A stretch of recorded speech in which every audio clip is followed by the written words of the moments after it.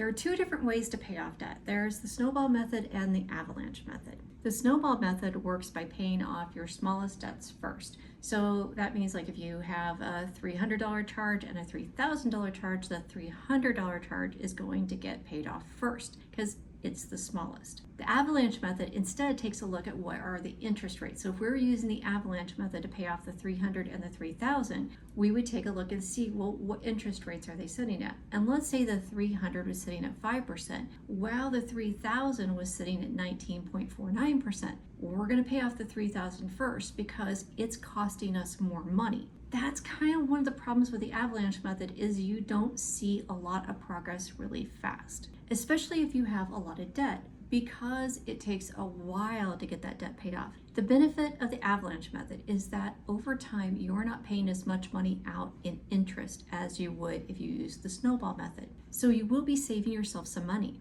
And that's money that you can then have allocated so you can pay off even more debt. So which system is better? It depends on how you think. That's it. It comes down to that. How does your brain work? If you need the gratification of seeing progress and crossing things off the list, if you need that, then you're probably going to want to go with the snowball method. If you want to save as much money as you possibly can, then you're going to go with the avalanche method. But what happens if you need the kick and you also want to save as much money? Well, you could kind of combine the two. Maybe you take out a snowball to start with and then you go with the avalanche. So you have that momentum. You're like, yeah, goodbye $300. And now you can then work on your avalanche method. It really depends on how your brain works.